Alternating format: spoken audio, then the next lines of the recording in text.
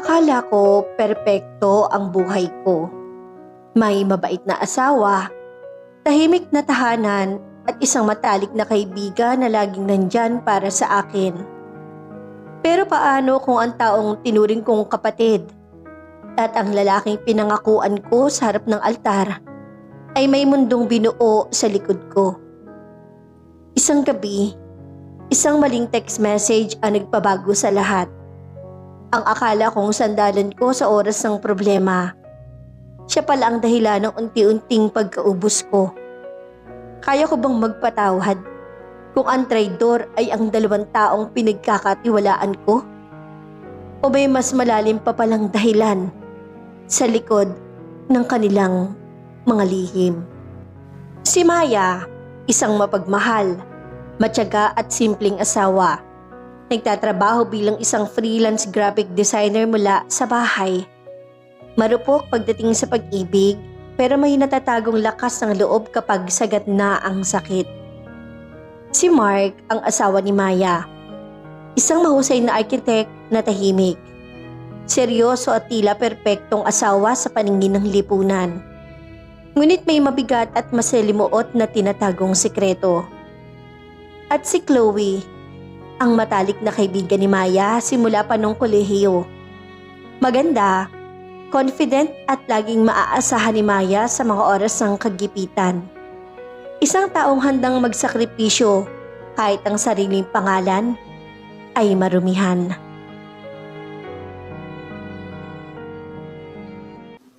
Bago pa tayo magpatuloy, huwag kalimutang mag-like, mag-subscribe at mag-comment kung taga saan kayo para malaman natin kung saan na nakarating ang ating mga kwento.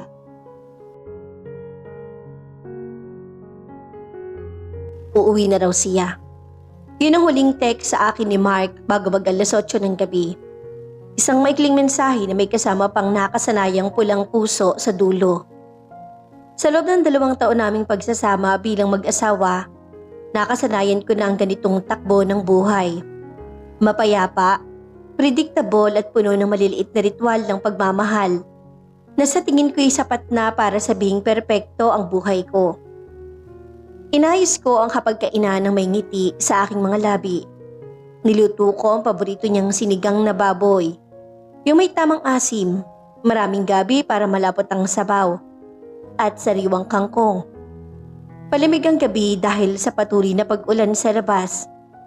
At alam kong pagod siya galing sa inspeksyon ng bago niyang hinahawakang site sa Quezon City bilang isang lead architect.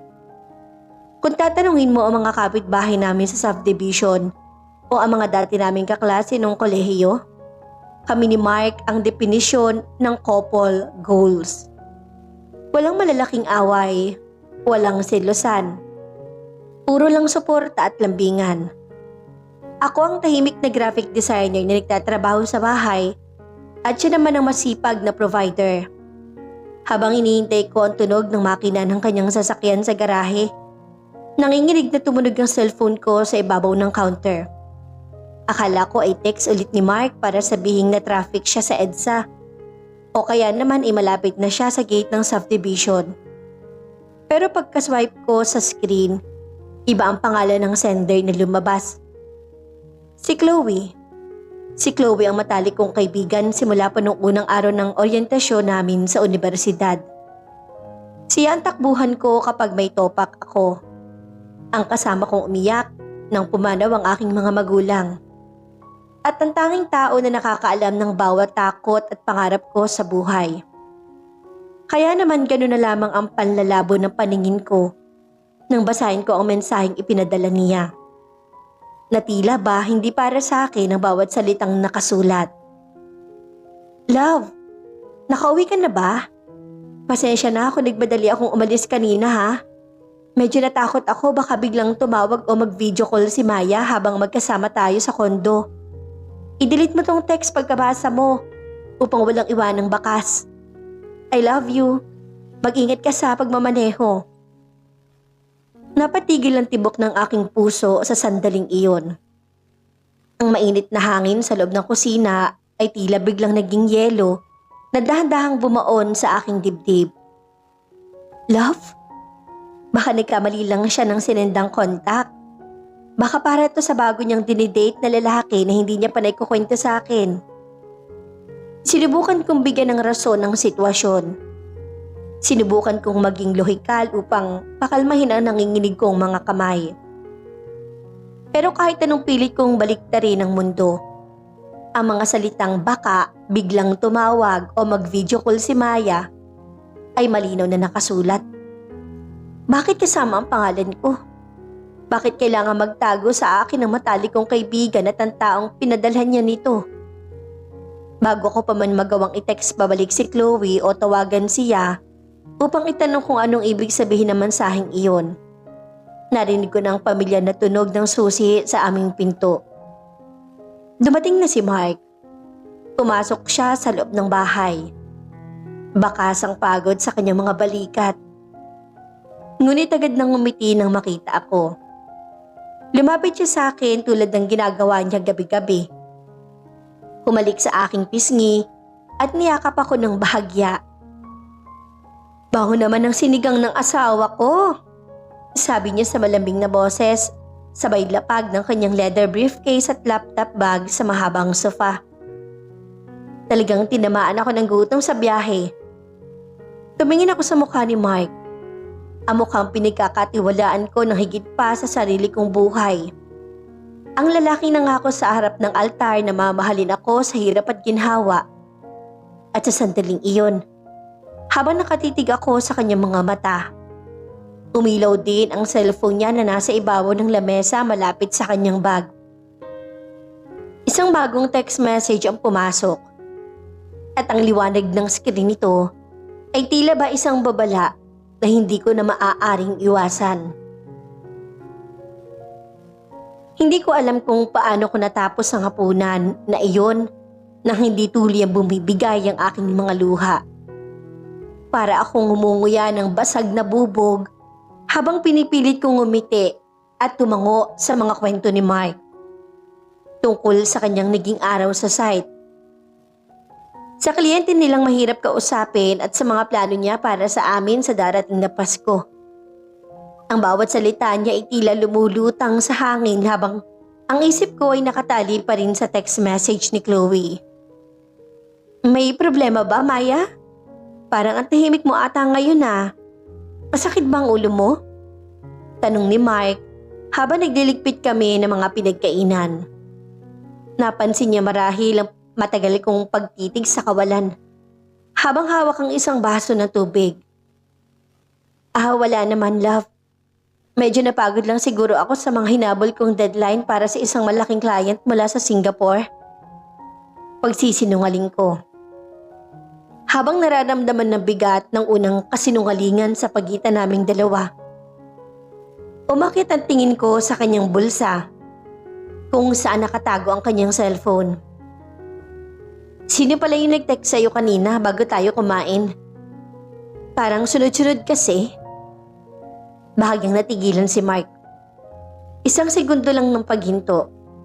Isang maliit na pagbabago sa direksyon ng kanyang mga mata na kung hindi mo siya kilalang kilala ay hindi mo mapapansin. Pero asawa niya ako. Alam ko ang bawat galaw niya kapag siya ay komportable o kapag may bumabagabag sa kanya. Iniwas niyang tingin bago muling ngumiti ng pilit. Si sekretary yon. Nagtatanong lang tungkol sa binagong schedule ng board meeting bukas ng umaga. Alam mo naman yon, medyo may kakakulitan, kaya sinisigurado ang mga papeles. Casual niyang sagot sabay patuloy sa paghuhugas ng platong hawak niya. Mas lalong sumikip ang aking dibdib sa kanyang naging sagot. Dahil bago niya ibulsa ang phone niya kanina sa sala, nagawa kong sulyapan ang screen mula sa malayo. Hindi ko nabasa ang buong text. Ngunit nakita kong nakalagay sa pangalan ng sender ay may letrang C sa simula. At ang kalihim ni Mark ay isang lalaki na nagngangalang Roberto. Bakit kailangan niya magsinungaling? Noong gabing iyon, hinintay kong makatulog ng malalim si Mark. Rinig ko ang regular at mahimbing niyang paghinga sa tabi ko. Ang kanyang braso na nakapatong sa aking bewang na tila ba natatakot siyang mawala ako. Dahan-dahan kong inalis ang kanyang kamay at bumangon ako ng walang tunog. Nanginginig ang buong katawan ko. Bawat hakbang ko patungo sa nightstand kung saan nakapatong ang kanyang phone ay parang paglakad sa ibabaw ng mga pako. Hindi ako ganitong klaseng asawa. Kailanman hindi ko pinakaalamahan ang kanyang mga gamit, ang kanyang email o ang kanyang pitaka dahil naniniwala ako na ang tiwala ay ang pundasyon ng lahat. Pero iba ang bulong ng kutob ko ngayon. Isang madilim at malamig na kutob na hindi ako patatahimikin hanggat hindi ko nakikita ang katotohanan.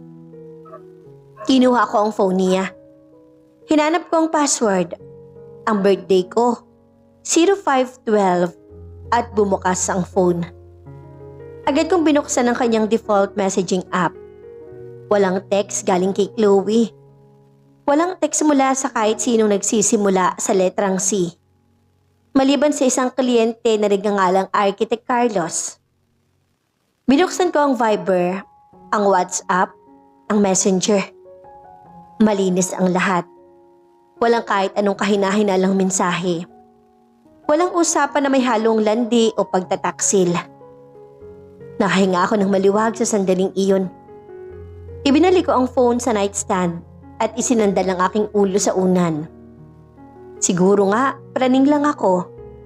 Siguro nagkamali lang talaga si Chloe nang send ng text sa akin at baka coincidence lang na may nag-text kay Mark na isang kliyente na ang pangalan ay nagkataong may letrang C sa paningin ko mula sa malayo. Sinubukan kong kumbinsihin ang aking sarili na ang lahat ng ito ay guni-guni lamang ng isang pagod na isip. Pero bago ako tuluyang ipikit ng mga mata, isang alaala ang pumasok sa utak ko. Isang application na nakita ko sa phone ni Mark noong nakaraang buwan nang ipahiram niya sa akin ito para mag-calculate ng mga expenses namin. Isang calculator app na nasa isang utility folder na nakatago sa dulo ng screen. Binalikan ko ang phone. Binuksan ko muli ito at hinanap ang folder na iyon. Nandoon ang calculator. Pero iba ang kulay ng icon nito kumpara sa standard app ng system. Pinindot ko ito. Hindi ito nagpakita ng mga numero para sa simpleng matematika.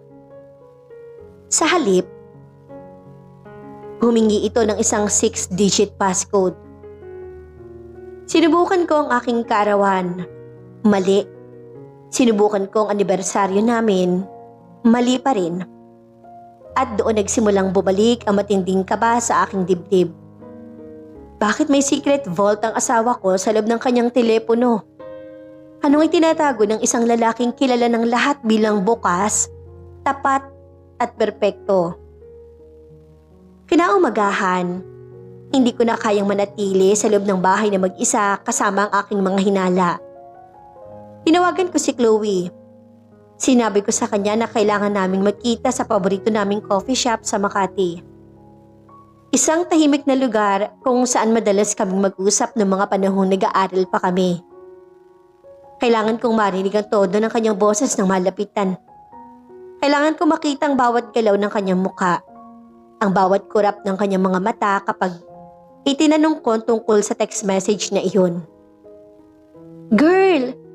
Grabe, namiss kita ng sobra. Ang tagal na natin hindi nagkakape na tayong dalawa lang. Bungod ni Chloe sa bayakap sa akin ng mahigpit nang makarating siya sa aming tagpuan. Tulad ng dati, napakaganda niya. Nakaayos ang kanyang ash blonde na buhok. Suot ang isang mamahaling opisina na damit at mabangong-mabango sa kanyang paboritong pabango na may amoy vanilya at bulaklak. Namiss din kita, Chloe. Sagot ko, pilit ang ngiti habang tinatanggap ko ang kanyang yakap.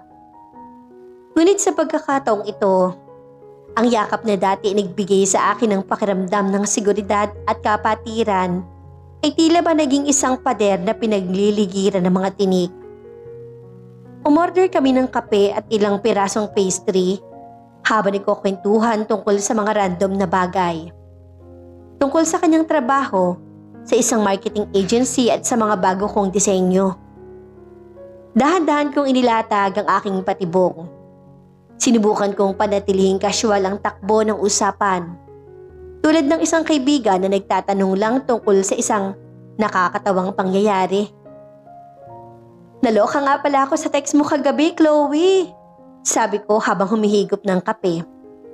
Pinapanatili kong patag at kalmado ang aking boses upang hindi niya mahalata ang panginginig ng aking kalooban. Sino ba yung love na tinutukoy mo sa mensahe? At bakit kasama ang pangalan ko ron na parang natatakot ka pang malaman ko na magkasama kayo? Nakita ko kung paano natigilan si Chloe sa sandaling iyon. Ang baso ng kape na hawak niya patungo sa kanyang mga labi ay bahagyang nayanig. Sapat na para tumulo ang ilang patak ng likido sa ibabaw ng platito. Ang kanyang mga mata ay nanlaki ng isang bahagya ng segundo bago siya mabilis na nakabawi. Isang reaksyon na pamilyar sa mga taong nahuli sa isang bagay na hindi dapat malaman ng iba. Bigla siyang tumawa ng malakas. Isang tawa na tunog pilit. Masyadong mataas ang tono at halatang ginawa lang upang pagtakpan ng kanyang gulat.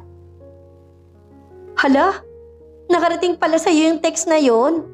Naku Maya, pasensya na talaga. Sobrang nakakahiya. Sabi niya habang hinahawakan ng kamay ko sa ibabaw ng lamesa. Isang kilo sa dati ay tanda ng katapatan, pero ngayon ay tila ba isang paraan ng pagpapakalma. Kasi ganito yun, may binablind date sa akin si tita, kamakailan. Ang pangalan niya ay Max, isang engineer. Tapos bago kami magkita, nagkukwento ako sa kanya tungkol sa'yo. Nasabi ko baka tumawag ka sa akin kasi gabi na at may itatanong ka tungkol sa pinagsamahan nating freelance project noon. Ayun, dahil magkasunod kayo sa kamakailang mga chat ko sa messenger, sa'yo ko pala na-send, imbes na sa kanya. Kaya nung nabasa ko yung reply mo na wala naman, narealize kong maling taong napadalhan ko. Pasensya na talaga ha. Praning lang talaga yung si Max kaya sinabi kong baka ma-video call ka. Tinignan ko ang mga mata ni Chloe habang nagsasalita siya. Diretsyong-diretso ang kanyang tingin.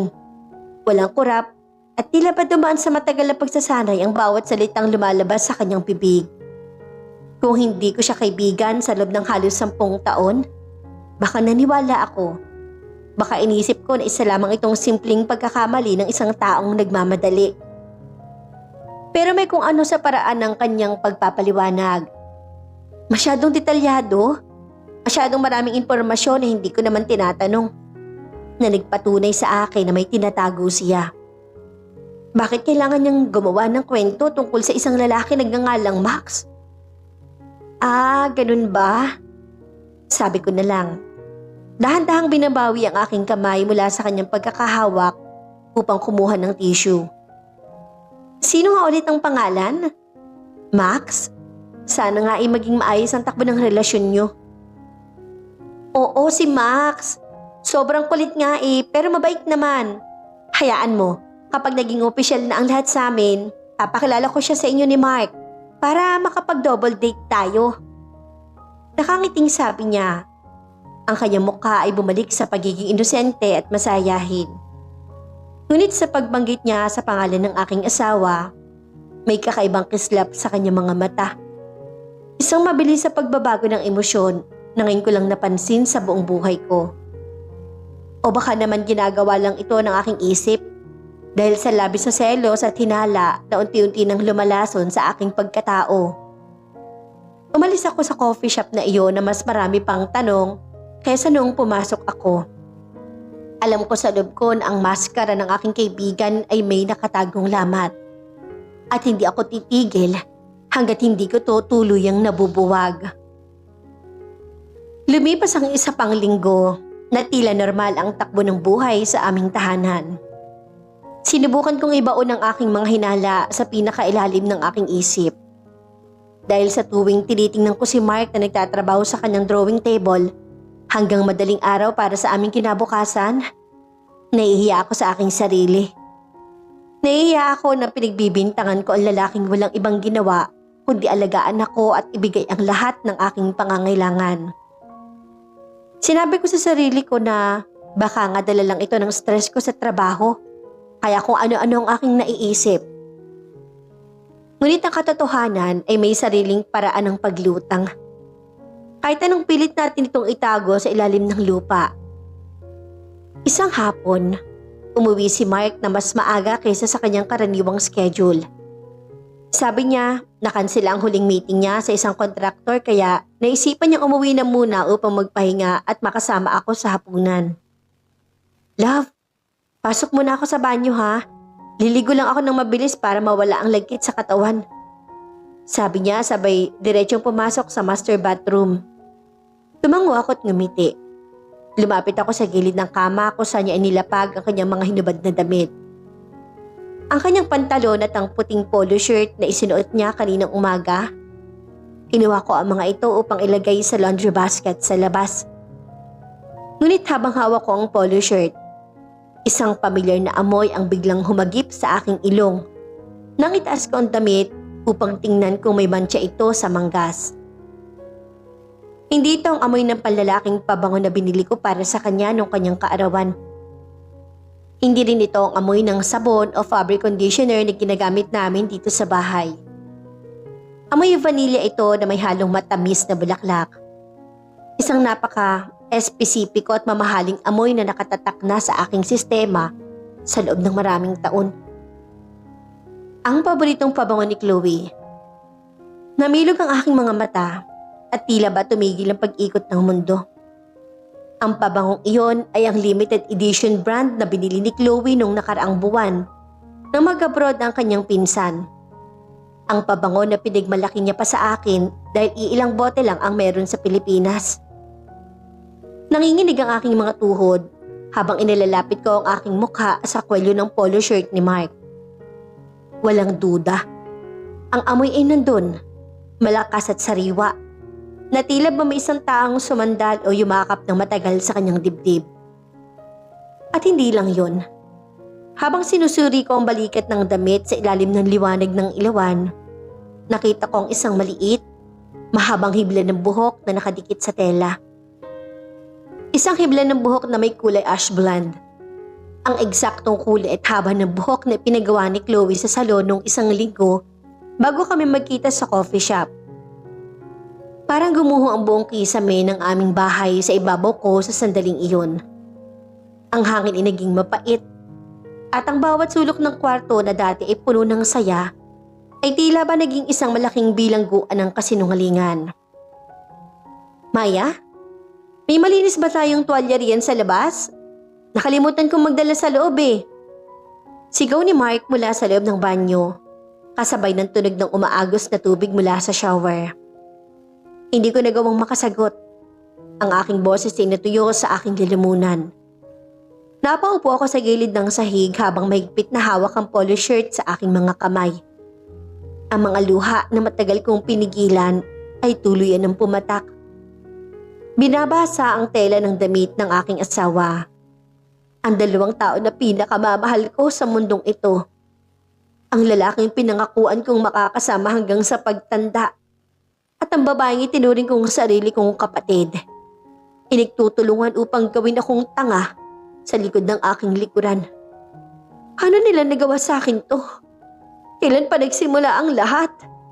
At anong uri ng demonyo ang pumasok sa kanila upang sirain ang nag-iisang tao na walang ibang binigay sa kanila kundi wagas na pagmamahal? Hindi ako kumibo ng gabing iyon. Ni hindi ko pinakita kay Mark na may nakita ako sa kanyang damit. Natutunan ko sa loob ng ilang oras kung paano magsuot ng sarili kong maskara.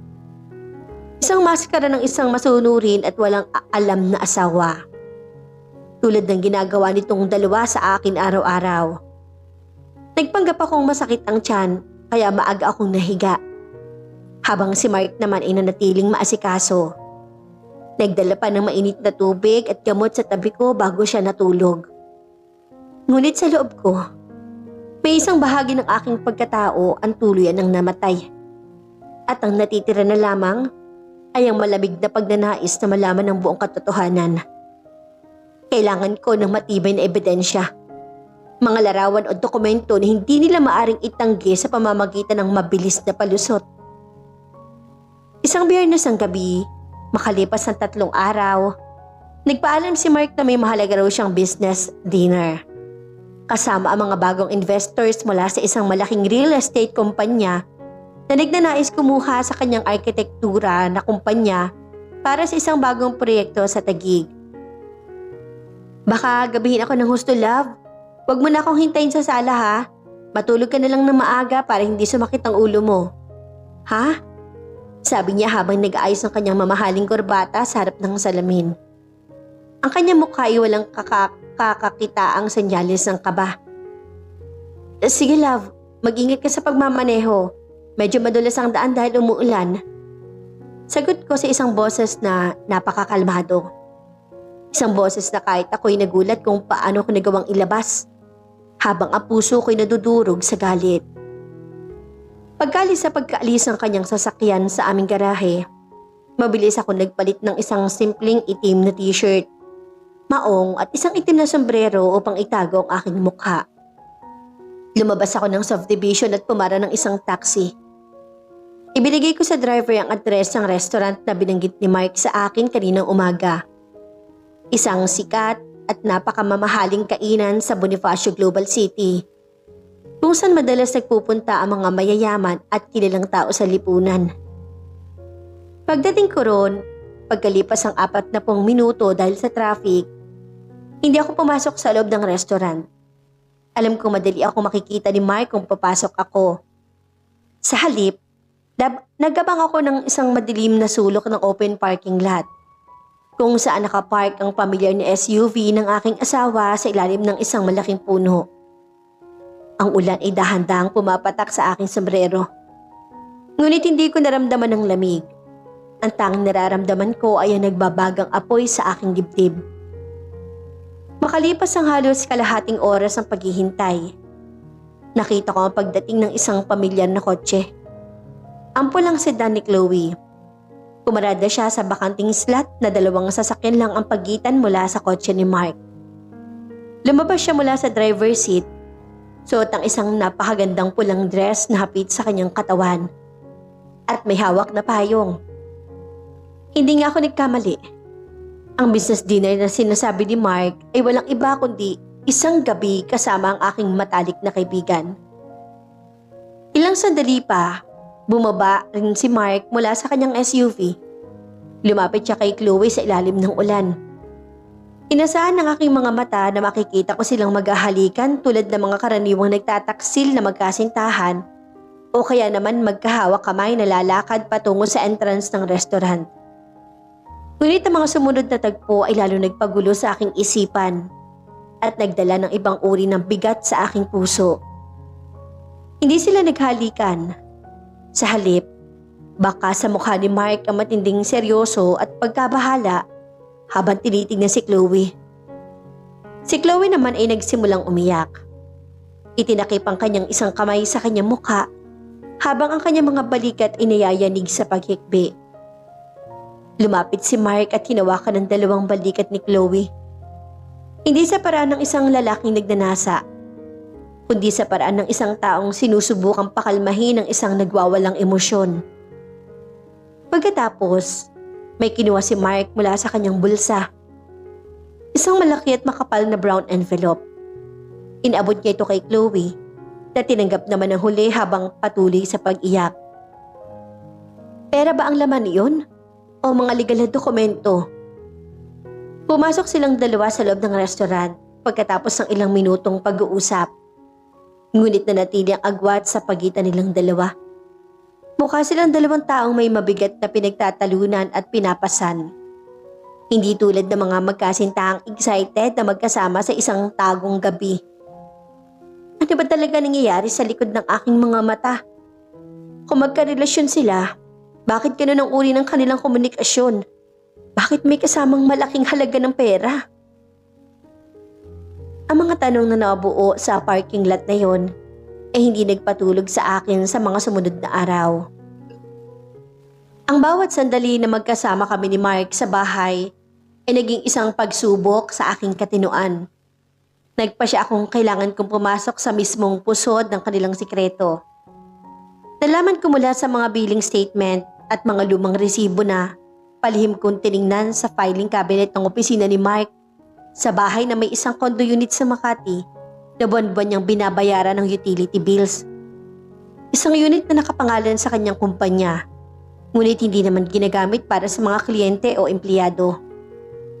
Isang hapon ng Miyerkules, habang alam kong may mahalagang seminar si Chloe na dinaluhan sa Pasay at si Mark naman ay nasa isang buong araw na site inspection sa Batangas, nagtungo ako sa kondo na yun.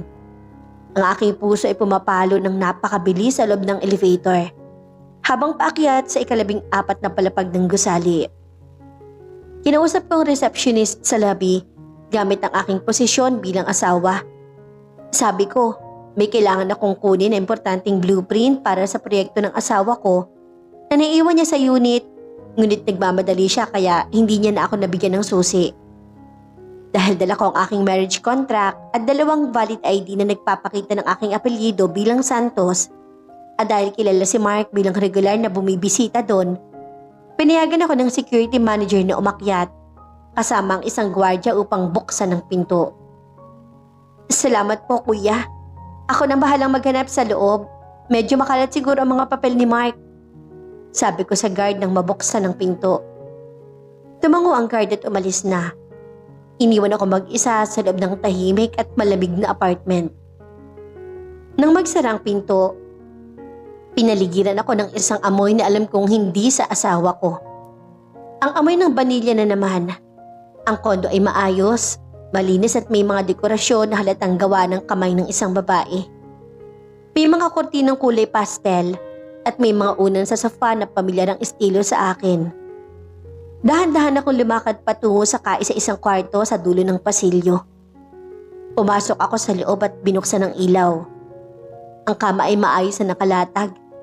Ngunit ang tunay na nagpatigil ang aking mundo ay ang mga gamit na nakapatong sa ibabaw ng glass dresser malapit sa salamin. Doon, nakalagay ang isang kompletong set ng mamahaling skincare products na alam kong ginagamit ni Chloe. At sa tabi ng mga bote, may isang maliit na frame na may nakalagay na papel. Lumapit ako ng mas malapit. Ang aking mga mata ay nanlalabo sa mga luha na nagsisimula na namang mabuo. Hindi ito larawan nilang dalawa na magkasama. Ito'y isang itim at puting larawan ng isang ultrasound scan. Isang maliit na fetus. Isang buhay na bumubuo sa loob ng sinapupunan ng isang ina. May petsa na nakalagay sa itaas na bahagi ng papel. 3 buwan na nakalilipas mula nung araw na iyon. At sa ilalim ng frame, may nakasulat na isang maliit na card na may pamilyar na sulat kamay ni Mark. Para sa kinabukasan ng anak natin, huwag kang matakot. Nandito ako para sa'yo. Mark. Napahawak ako sa gilid ng dresser upang hindi ako tuluyang mabuwal sa sahig. Ang aking mga binti ay nawalan ng lakas at ang hangin sa aking lalamunan ay naging parang apoy na sumusunog sa aking buong pagkatao. Buntis si Chloe. Buntis ang aking matalik na kaibigan. At ang aking asawa ang lalaki nagbabayad ng lahat ng to. Ang lalaki na nga ako mag-aalaga sa kanila. Ang pangarap ko maging isang ina. Ang pangarap naming mag-asawa na 2 taon naming pinagdasal gabi-gabi. Ngunit hindi pa ibinibigay ng Diyos sa amin. Sa ibang babae pala ibibigay ni Mark ang kanyang binhi. At sa lahat ng babae sa mundo, sa kaibigan ko pa na pinagkatiwalaan ko ng aking buhay. Ang traidor ay hindi lang isa, kundi ang 2 haligi ng aking mundo. Humarap ako sa malaking salamin sa loob ng kwartong iyon. Tinitingnan ang sarili kong mukha na basang-basa na ng luha. Ang aking mga mata ay namumula at ang aking labi ay nanginginig sa matinding sakit at puot. Naalala ko ang lahat ng mga linggong nagdaan. Ang mga dinner na magkakasama kaming 3 sa aming bahay. Ang mga tawa ni Chloe habang kinakain ang niluto kong pagkain at ang paghalik sa akin ni Mark pagkatapos kong ibigay sa kanya ang kanyang kape. Habang nakaupo sila sa harap ko bilang magkaibigan, alam na ba nila na may dinadala ng bata si Chloe sa kanyang sinapupunan? Na ginagawa nila kung pinakatangang babae sa mundo? habang pinapanood ko silang mag-usap tungkol sa hinaharap. Narinig ko ang biglang tunog ng pag-click ng pinto sa labas ng kondo. May pumasok sa unit. Ang mga boses na pamilyar sa aking pandinig ay pumasok sa sala. Boses ni Mark at ni Chloe na nagtatawanan habang may bit-bit ng mga plastic bag ng grocery. Mabilis kong pinunasan ng aking mukha gamit ang likod ng aking mga kamay. Ngunit alam kong huli na para magtago sa loob ng closet o lumabas nang hindi nila nakikita. Lumabas ako mula sa kwarto ng may mabibigat na hakbang at tumayo ako sa mismong gitna ng sala. Hinarap ang 2 taong nakatayo malapit sa kusina. Nang magtaas ang tingin si Mark upang ilapag ang mga grocery sa counter. Ang kanyang buong katawan ay tila bang naging estatwa sa sandaling nakita ako. Ang mga plastic bag na hawak niya ay tuluyang nabitawan at ang mga prutas at tilata ay naggulong sa sahig. Lumikha ng mga ingay na bumasag sa katahimikan ng kwarto. Ang kanyang mukha ay nawala ng kulay. Naging kasing puti ng pader ng kondo. Maya, anong ginagawa mo rito? Nauutal na tanong ni Mark. Ang kanyang boses ay nanginginig sa matinding gulat at takot. Si Chloe naman ay nakatayo sa likod niya at napahawak sa kanyang lumalaking tiyan. Urong ang kanyang mga hakbang patungo sa pinto na tila ba nakakita siya ng isang mamamatay tao. Ang kanyang mga matay na puno ng luha sa loob ng ilang segundo. Magandang hapon sa inyo. Sabi ko sa isang boses na napakababa, ngunit puno ng talim. Ang uri ng boses na nagmumula sa isang taong sagad na ang sakit na nararamdaman. Masaya ba ang pamimili niyo para sa bago niyong pamilya? Mukhang masarap ang lulutuin niyo para sa anak niyo ah. Maya, makinig ka muna sa akin. Pakiusap. Let me explain ang lahat. Hindi ganyan ang totoong nangyari. Hindi ganyan ang iniisip mo. Lumapit si Mike sa akin ng dahan-dahan. Nakataas ang kanyang 2 kamay na tila ba sinusubukan niyang magpaamo ng isang nasaktang hayop. Huwag mo akong hawakan, Mike. Huwag mo akong lapitan. Sigaw ko at doon natuloy ang sumabog ang lahat ng galit na tinatago ko sa aking dibdib sa loob ng ilang linggo. Hindi ganyan ang iniisip ko. Nakita ko ang ultrasound sa loob ng kwarto mo. Nakita ko ang mga gamit ni Chloe. Nakita ko ang sulat mo na nangangakong aalagaan siya. Buntis siya, Mark. Buntis ang matalik kong kaibigan at ikaw ang lalaki nagtatago sa kanya rito. Aling bahagi doon ang hindi ko dapat isipin? Aling bahagi doon ang mali sa akin nakikita, ha? Si Chloe naman, tuloy nang napalod sa sahig. Humahagulhol ng malakas habang itinatakip ang kanyang mga kamay sa kanyang mukha. Maya, patawarin mo ako. Patawarin mo kami. Pakiusap. Hindi namin sinasadya. Isang gabi lang yun. Lasing kami pareho. Patawad, Maya. Hikbi niya. Sinusubukan niyang gumapang patungo sa aking mga paa upang humingi ng awa. Tinignan ko si Chloe ng may halong matinding dusa at pandidiri.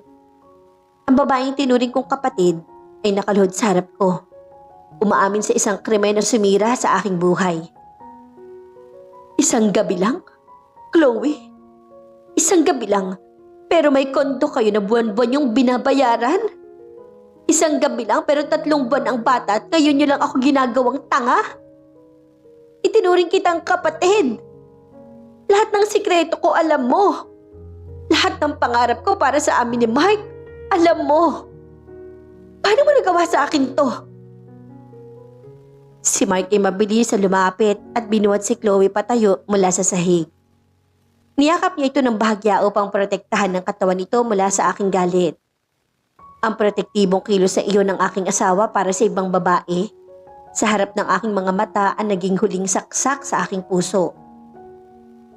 Sa huling sandali, ang pinoprotektahan niya ay si Chloe. Hindi ang kanyang legal na asawa. Umalis kayo sa harap ko.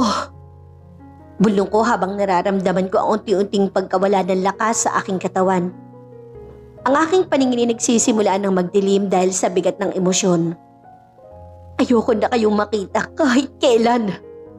Magpapadala ako ng mga papeles para sa annulment sa opisina mo bukas, Mark. Isaksak niyo sa mga bagay niyo ang relasyon niyo at ang batang yan. Tumalikod ako at naglakad palabas ang kondo ng mabilis. Hindi pinapansin ang pagtawag ni Mark sa aking pangalan sa koridor. Umuwi ako sa aming bahay na parang isang robot. Walang nararamdaman. Walang iniisip. Blanko ang buong sistema. Agad kong kinuha ang 2 malaking maleta at inilagay doon ang lahat ng aking mga damit. Ang aking mga personal na dokumento at ang aking mga kagamitan sa pagdidisenyo. Hindi ko na hinintay na bumalik si Mark upang magmakaawa o magpaliwanag pa. Lumipat ako sa isang maliit at lumang apartment sa isang malayong bayan sa Laguna. Isang ari-arian ng isang malayong kamag-anak ng aking ina na matagal nang walang nakatira. Gusto kong magtago sa isang lugar kung saan walang nakakakilala sa akin. Kung saan maaari kong iiyak ang lahat ng aking sakit na walang nagtatago at nagtatanong kung bakit. Isang buwan kong pinatay ang aking pamilyar na SIM card. Nagtrabaho lamang ako gamit ang aking laptop at isang packet wifi upang magsumite ng mga disenyo sa aking mga kliyente upang may maitustos sa aking pang-araw-araw na pagkain. Ang bawat gabi sa loob ng maliit na apartment na iyon ay isang impyerno ng kalungkutan. Puro tanong sa sarili kung saan ako nagkamali bilang asawa. Kung kulang ba ang pagmamahal ay binibigay ko kay Mark kaya naghanap siya ng iba?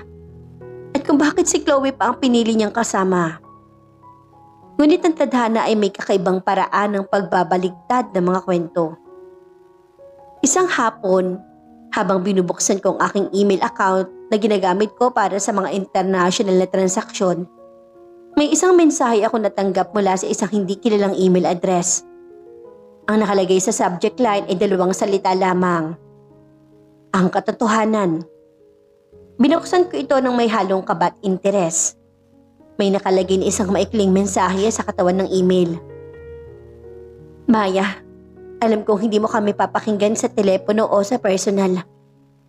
Pero pakiusap, buksan mo ang mga attachment na ito.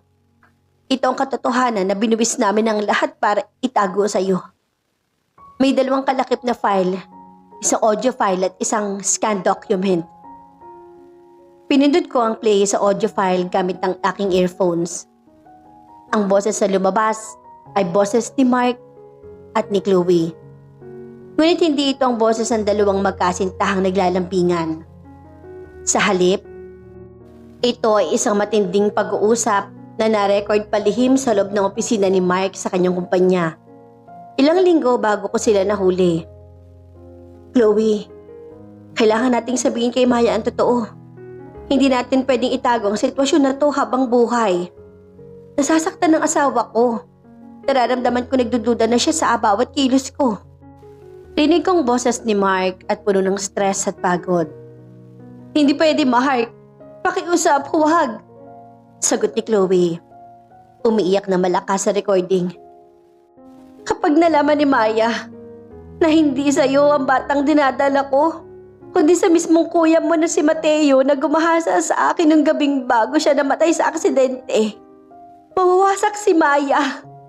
Alam mong si Mateo ang pinakamahalagang tao sa buhay niya bago ka dumating. Itinuring niya itong tunay na kuya at bayani. At kapag nalaman niya pinagtatakpan mo lang ako at ang bata upang hindi ako magpakamatay sa depresyon, at upang hindi madungisan ang pangalan ng yumaong kuya mo sa harap ng pamilya niyo, baka iwan ka rin niya dahil sa galit na tinago natin ang ganito kadilim na dumi ng pamilya niyo. Pero Chloe, ang akala niya tayo ang may relasyon. Ang akala niya ako ang ama dahil sa akin nakapangalan ng mga medical bill at ang kondo na binili ko para sa seguridad niyo ng bata. Nasasaktan si Maya at mas mahalaga sa akin ang asawa ko kaysa sa kahit anong alaala ni Mateo.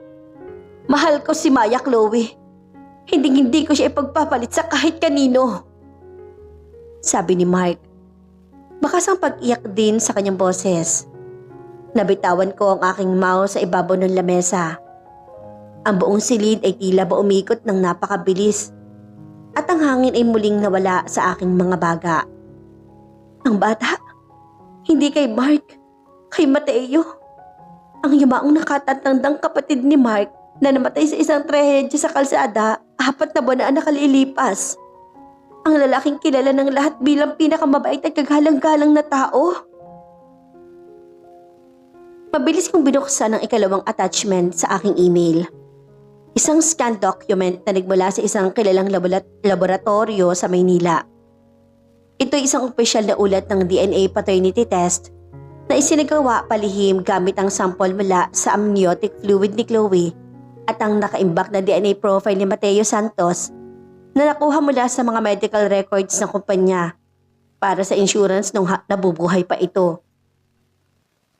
Binasa ko ang konklusyon sa ibabang bahagi ng papel.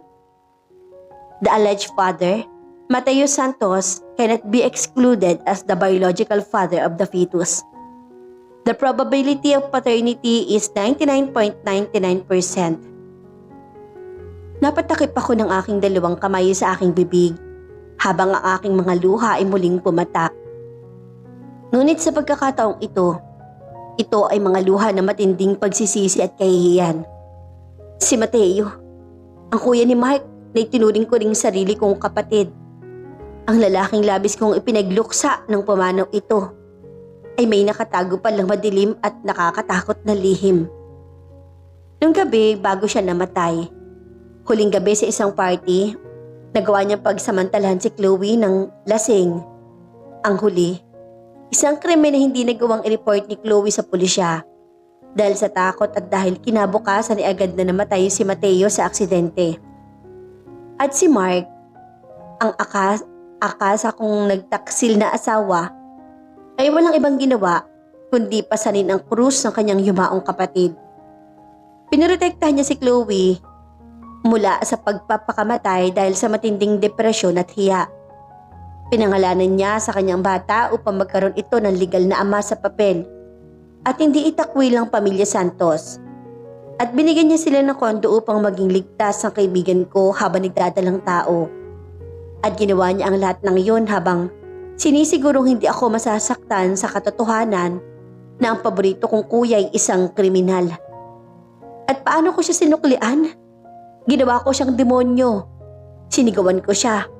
Tinaboy ko siya at hinusgahan ko sila nang hindi man lang binibigyan ng pagkakataong magsalita. Anong nagawa ko? Diyos ko, anong nagawa ko sa asawa ko? Bulong ko sa loob ng malamig na kwarto ng apartment habang nanginginig kong kinuha ang aking lumang SIM card at isinalpak ito muli sa aking cellphone. Nang magkaroon ng signal ang telepono, sunod-sunod na pumasok ang daan-daang text message at missed calls mula kay Mark at Chloe na naipon sa loob ng isang buwan. Binasa ko ang pinakahuling text ni Mark na ipinadala niya 2 araw na nakalilipas.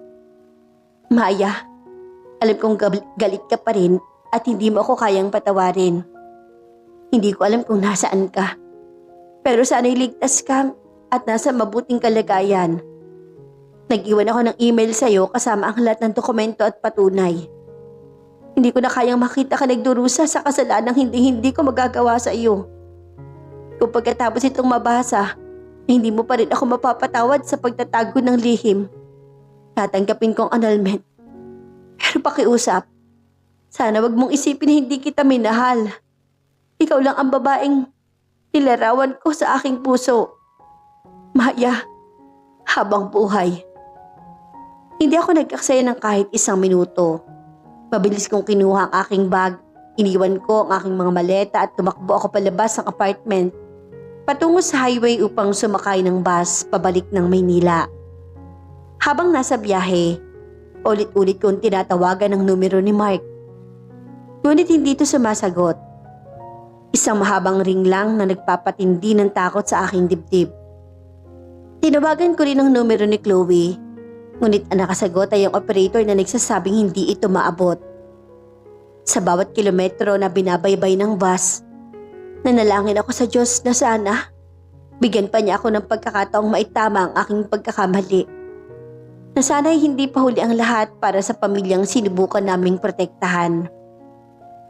Dumiretso ako sa Makati Medical Center matapos kong malaman mula sa receptionist ng kondo na isinugod doon si Chloe kagabi dahil sa matinding sakit ng tiyan nadulot ng stress at komplikasyon sa kanyang pagbubuntis.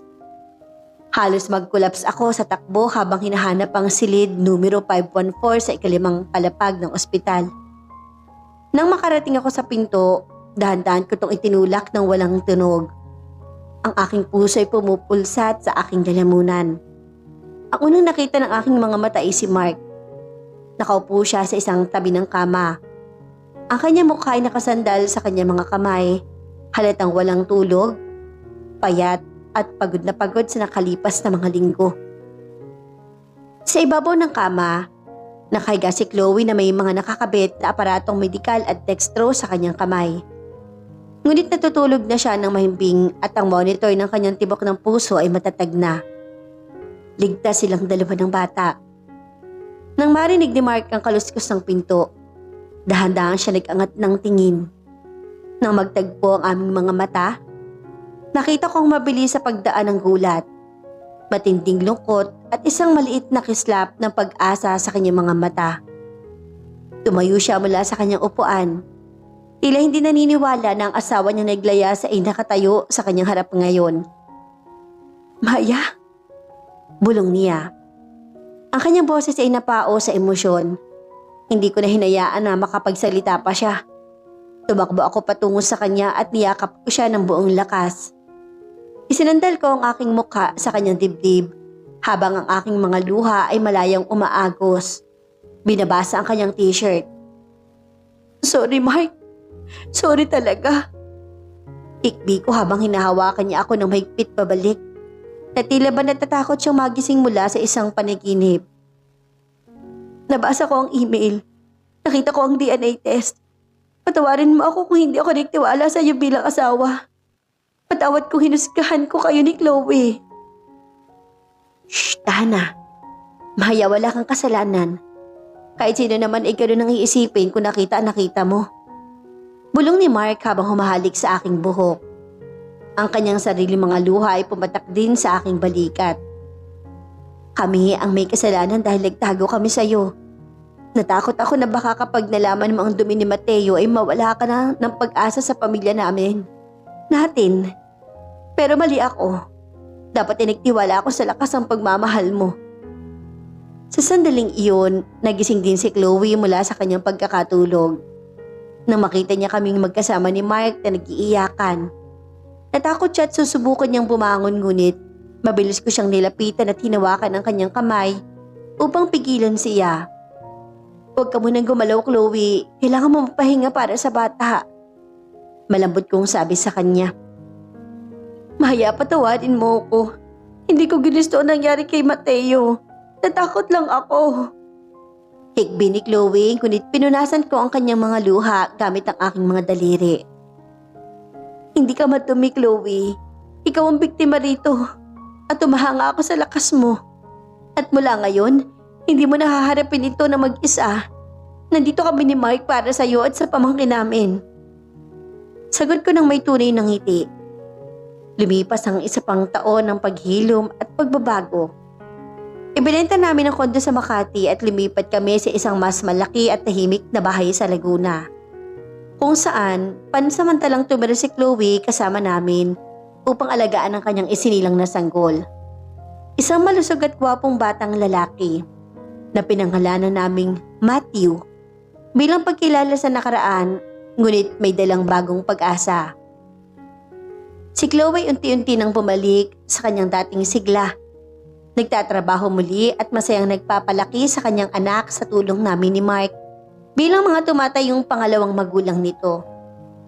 Isang hapon habang nagdiriwang kami ng unang kaarawan ni Matthew sa aming malawak na bakuran, lumapit sa akin si Mark at niyakap ako mula sa likod habang pinapanood namin si Chloe na nakikipaglaro sa bata sa damuhan.